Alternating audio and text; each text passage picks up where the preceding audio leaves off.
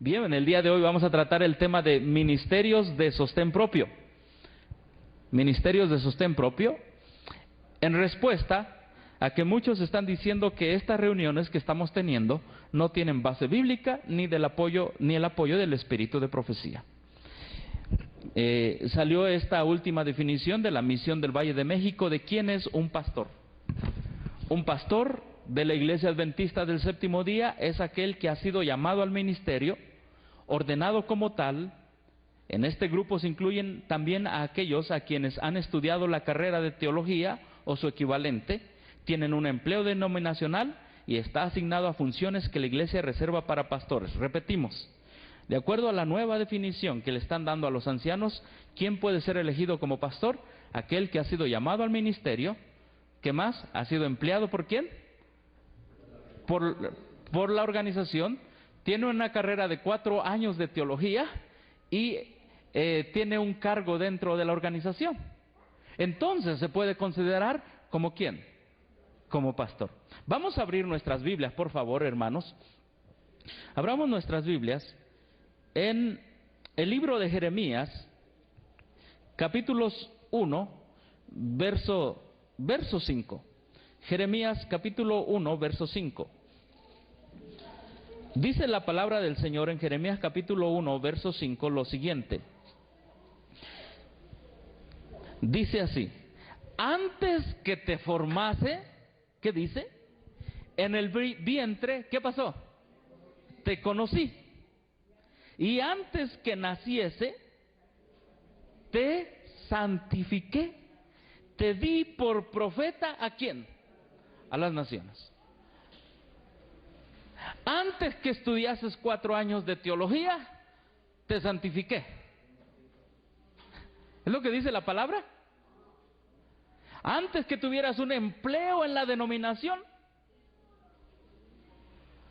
¿dice eso? O dice, después de que estudiaste teología, te hice el llamado. ¿Dice eso la palabra, hermanos? Después de que te empleó el Sanedrín, entonces te llamé.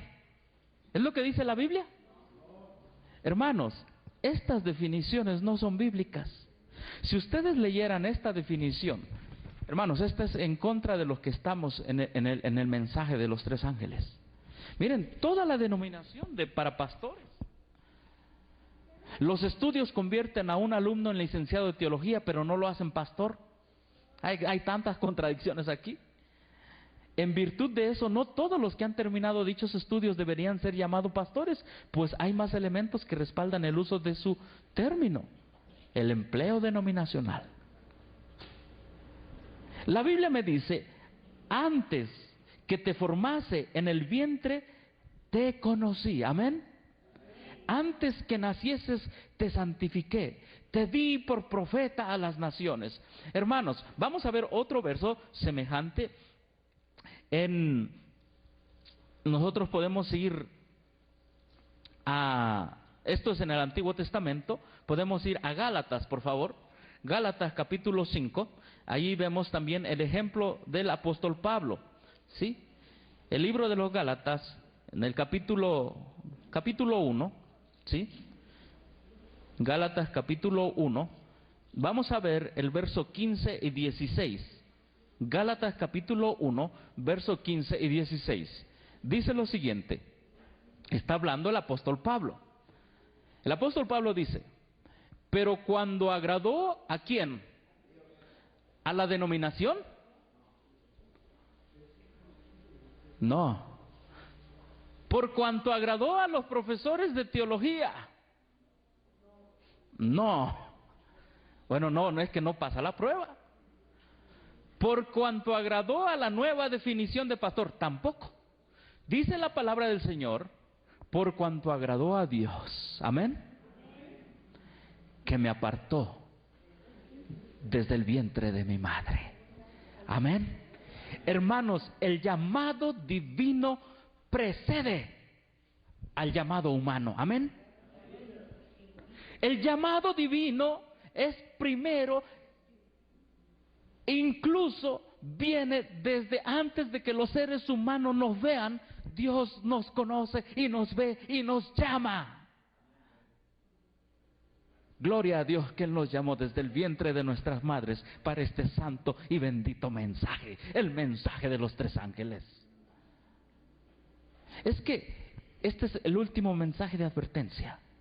Y los profetas y los apóstoles siempre estuvieron dando un mensaje de advertencia. Amén. Siempre. Por eso no fueron aceptados. Porque el mensaje de advertencia no es aceptado. El mensaje de comodidad es muy bien aceptado. A una hermana que la defraternizaron este fin de semana, le dijeron: mejor no te metas en problemas, mira, yo no voy allá con tus grupos porque es todo el día. Yo aquí llego, me siento, dando las 12 me voy. Eso es lo que yo quiero. Hermanos, Dios no nos llamó para comodidad. Dios nos llamó para sacrificio, como Él fue sacrificado. Dios nos llamó para servir como Él sirvió. Amén. Pero su llamado va más allá de los 4 años de teología, va más allá de un llamado denominacional. El llamado viene de Dios desde el vientre de nuestras madres. No solamente llamó así al profeta Jeremías en el Antiguo Testamento, también ¿a quién llamó? A los apóstoles. ¿Específicamente a quién? A Pablo. Pablo tuvo ese encuentro con Jesús en camino a Damasco. Pero mucha gente dudaba, ¿verdad? Porque nosotros sabemos la historia, que era Saulo, era un perseguidor. Y mucha gente dudaba que él había sido llamado ¿por quién? Por Dios.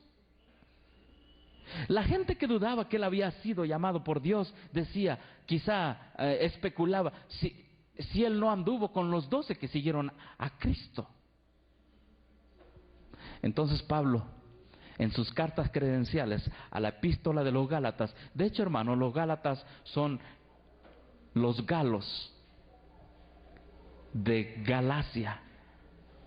Es una carta a lo que nosotros podríamos decir el día de hoy a los hermanos de Francia. Los galos, los hermanos que vivían en esa zona de Europa. Pablo les dice, mis cartas credenciales son las siguientes. Mi llamado al mensaje cristiano me lo hizo Dios desde que yo estaba en el vientre de mi madre. Y aunque no formé parte de los 12 apóstoles, formo parte de ese llamado desde que antes de que yo naciera. Amén. Y sigue diciendo, me apartó desde el vientre de mi madre y me llamó por su gracia. ¿Quién hace el llamado? Dios. La nueva definición es que el llamado lo hace una denominación. ¿Esto es restringir las líneas de trabajo, hermanos? ¿Cuántos creemos que Dios nos llamó por su gracia? Amén. Todos somos siervos de Dios. Y como dice el himno, debemos tocar la trompeta. Sigue diciendo la definición, verso 16. Y me llamó por su gracia. ¿Qué dice su versión en el verso 16? Para revelar a su Hijo, ¿en dónde? En mí. Para que yo lo predicase entre los gentiles. ¿Consulté entonces a los apóstoles y al Sanedrín? No. ¿Qué dice la palabra santa del Señor? No consulté enseguida con carne y ¿qué más? Y sangre. Amén. Para aceptar este llamado yo no fui a pedirle permiso a los hombres. Y para aceptar este llamado, lo acepté porque Dios me llamó desde antes de que yo naciera por su gracia. Y este llamado no es para sentarse cómodamente y estar diciendo, tengo tantos cargos, fariseo de fariseos, circuncidado al 8º día. No, ya me olvidé de todas esas cosas. Ahora sé que he sido llamado por un solo motivo y por una sola razón, para predicar este santo mensaje a los gentiles. Amén.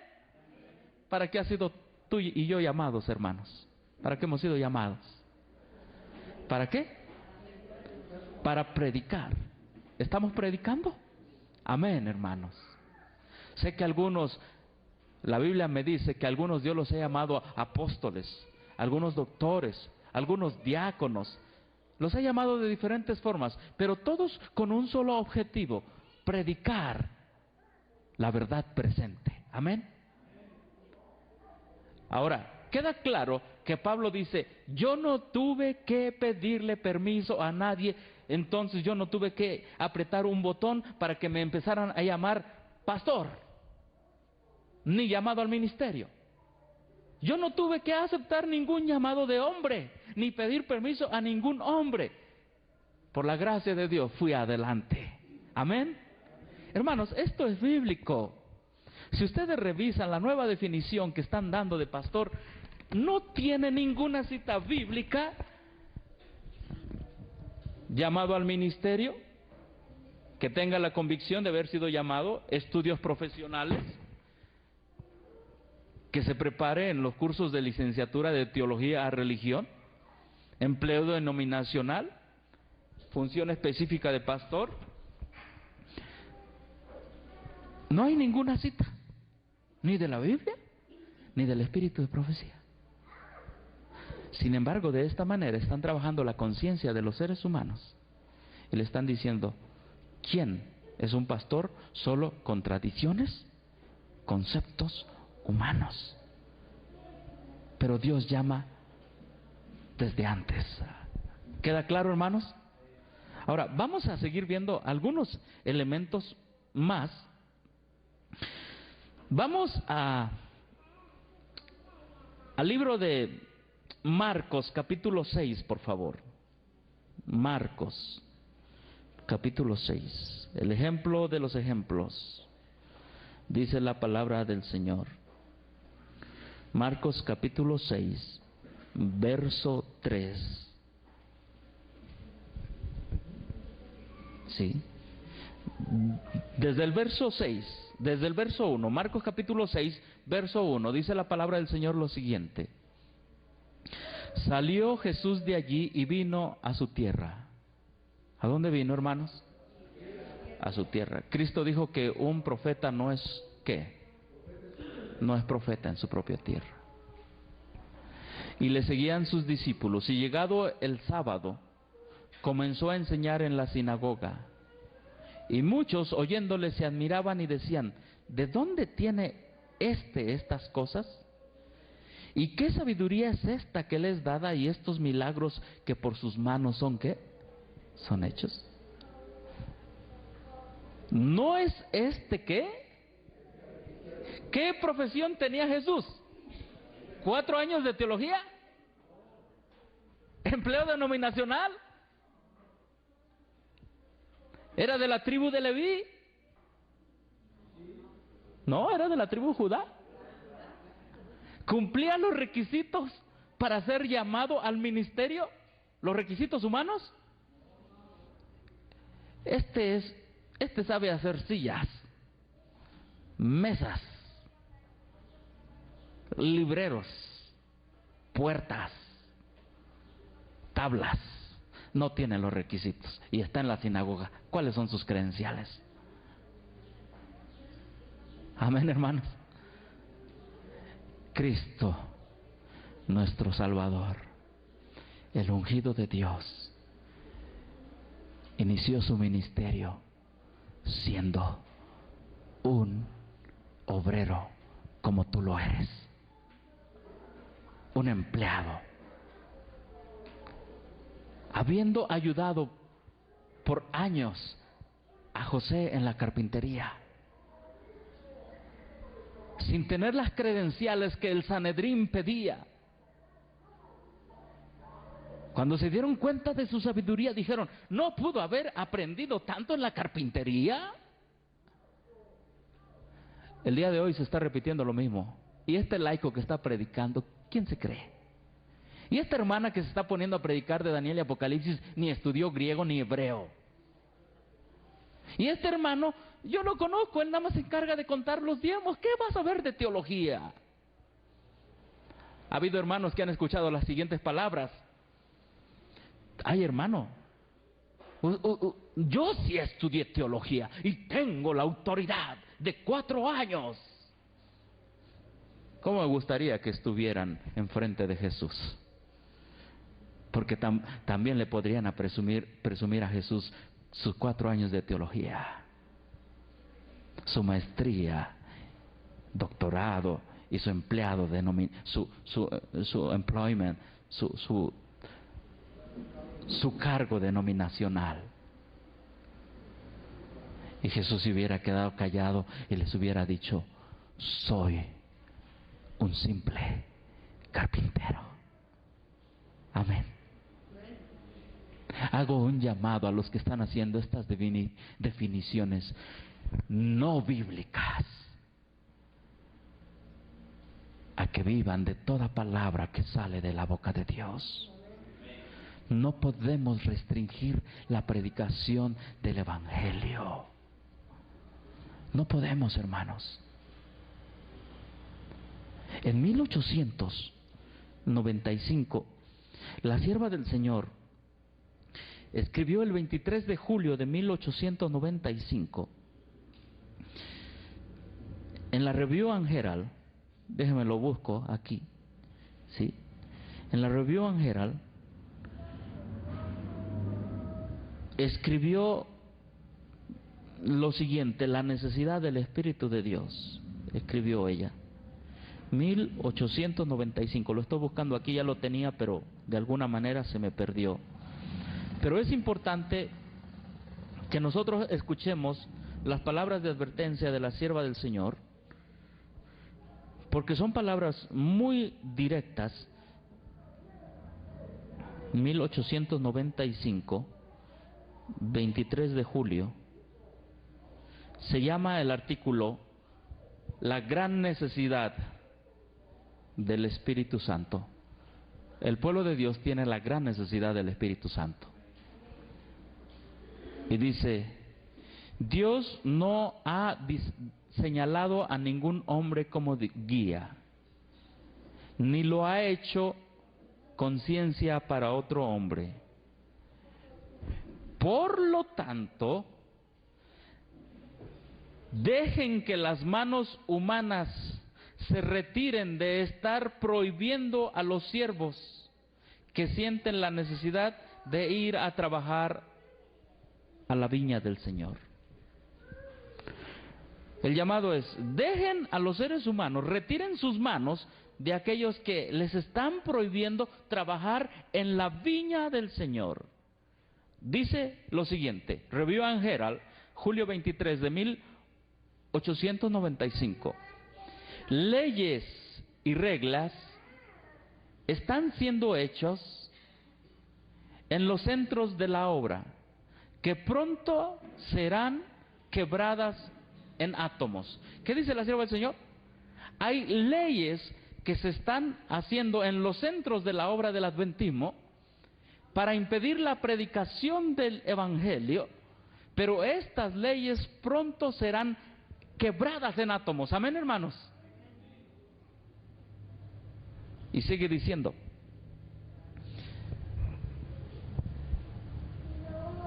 no deben aquellos que están en lugares de autoridad emplear todos sus poderes para sostener a algunos, mientras otros son ignorados, olvidados y dejados que perezcan. Las almas deben de darle cuenta a Dios solo. ¿Quién puede decir cuántas avenidas de la luz deben ser cerradas? ¿Sí? Arreglos que el Señor debe de hacer y que Él no ha instituido. ¿Quién tiene autoridad para decir, tú sí predicas y tú no predicas? ¿Quién? Y luego sigue diciendo la sierva del Señor, escuchen bien lo que dice, el Señor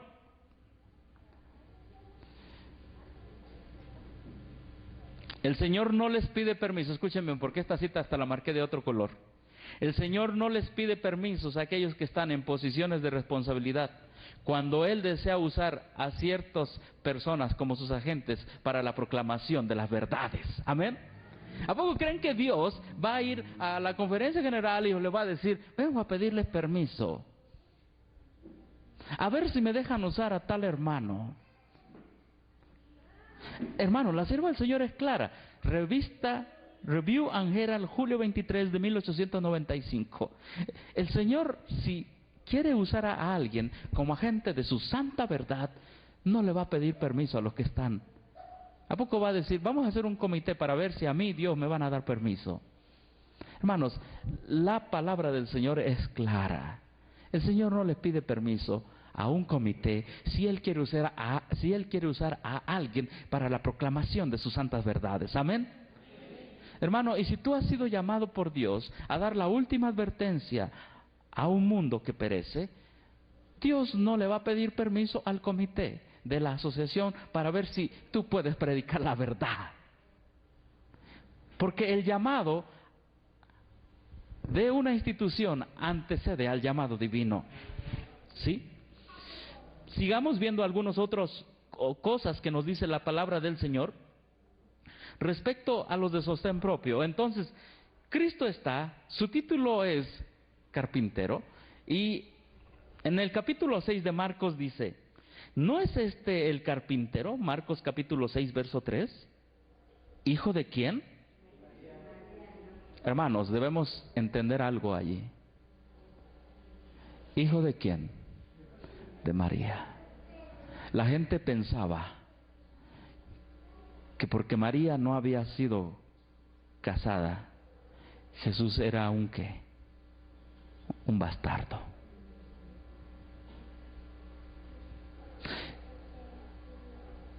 Nuestro Señor Jesucristo tuvo que sufrir todos los desdenes y reproches de sus propios hermanos, de su propio pueblo. Aquellos quienes más odian y persiguen no son nuestros enemigos declarados, son los que estuvieron por mucho tiempo al lado nuestro. Lean, lo leímos anoche, Salmo 55, ahí lo dice. Porque no me afrentó, hombre alguno, ¿lo leemos? Salmo 55. Ezequiel, Daniel y para atrás están Salmo 55. Sí. Salmo 55, el capítulo 55, el verso 11 dice, maldad hay en medio de ella, y el fraude y el engaño no se apartan ¿de dónde? De sus casas, de sus plazas. Porque no me afrentó un enemigo, lo cual habría ¿qué? Soportado. Ni se alzó contra mí el que me aborrecía, porque me hubiera ¿qué? Ocultado de él. Sino tú, hombre, al parecer ¿qué? Íntimo mío, mi guía y qué más, y mi familiar, que juntos comunicábamos dulcemente ¿qué? Los secretos, y andábamos ¿dónde? En amistad, ¿en dónde? En la casa de Dios. Que la muerte los sorprenda y desciendan vivos al Seol. ¡Ah, qué deseos! Hermanos, está hablando un ser humano. David el profeta tenía amigos que caminaba seguramente de la mano como muchos de ustedes caminaron. Con amigos íntimos caminaron en el templo. Y que hoy que han tomado estas santas verdades son los que los aborrecen.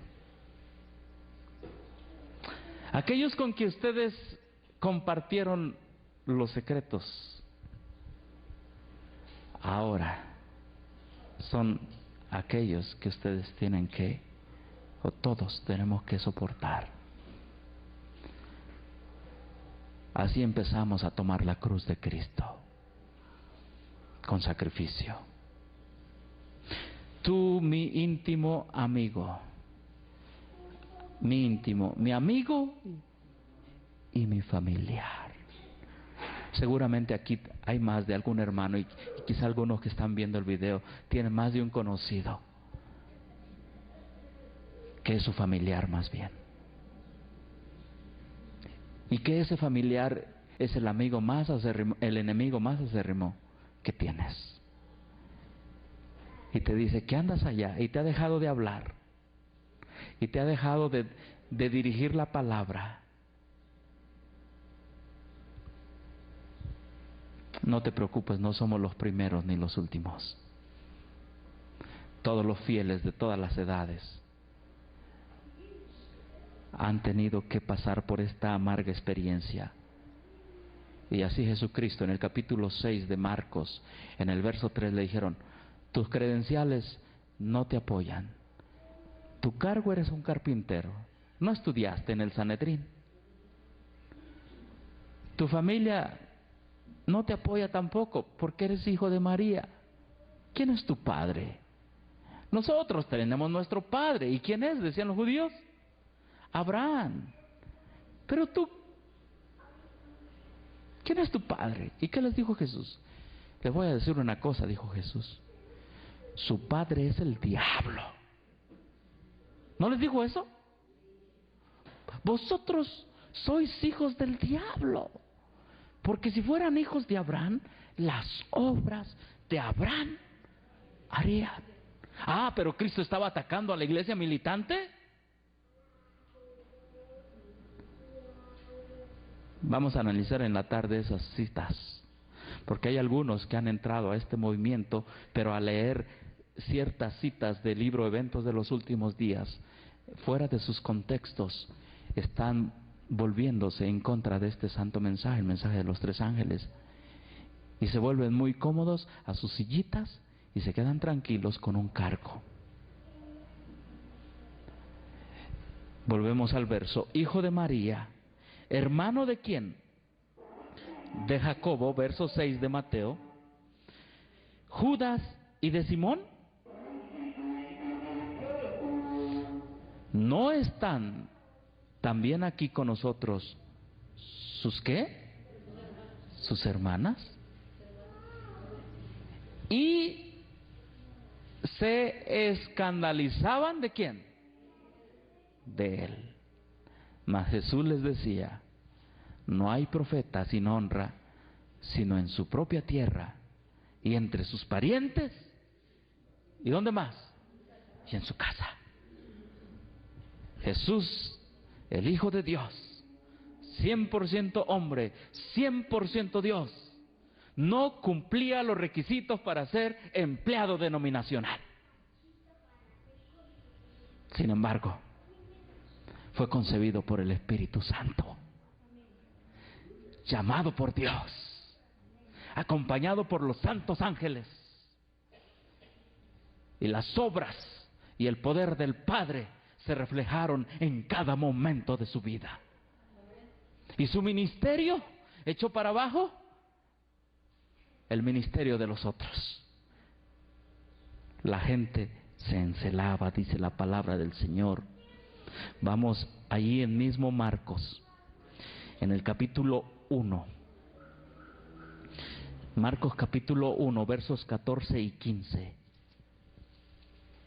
Marcos capítulo 1, versos 14 y 15, dice la palabra del Señor.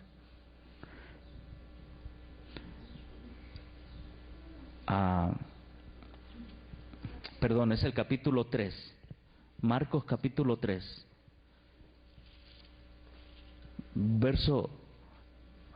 Empezamos desde el verso 13, Marcos capítulo 3, desde el verso 13. Después subió al monte y llamó así ¿a quién? A los que tenían 4 años de teología. ¿Otra vez? Hermanos, estoy contrastando. La Biblia me llama a contrastar la verdad con el error. Porque hay un peligro.